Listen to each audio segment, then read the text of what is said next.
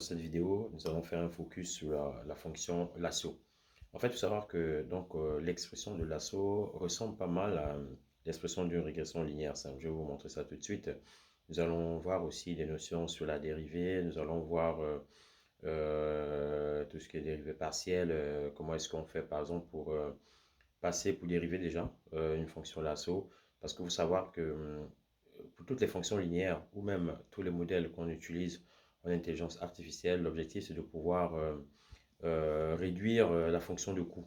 Donc on veut faire en sorte que notre valeur réelle ou prédicte se rapproche plus à la valeur réelle. Donc en fait, on veut faire tendre la fonction de coût là vers zéro.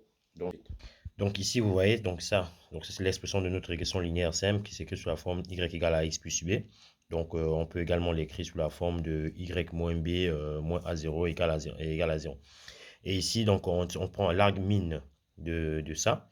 Donc ça, c'est, vous voyez là, donc en fait ça, c'est comme si en fait on pourrait réécrire ça sous forme de lasso. Donc ici, on peut bien reconnaître notre y, notre b, etc. Donc ici, on va le dériver. On va dériver notre fonction, donc la fonction objective. Donc vous voyez la somme des erreurs, la somme des résiduels au carré. Donc ici, je rappelle les notions sur la dérivée, je pose ça. Donc là, je vais dériver en fonction des bêta j, etc. Donc là, je dérive, ouais, vous voyez la dérivée qu'on fait x au carré, hein, la dérivée, donc c'est bien 2x' de x puissance 2 moins 1. Donc ici, on dérive par rapport à bêta j, etc. Et puis après, on tombe sur cette expression.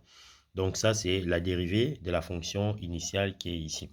Donc dans d'autres vidéos, je vous montrerai comment travailler sur ça, comment implémenter sur Python, etc. Vraiment étape par étape, hein, de façon simple et compréhensible.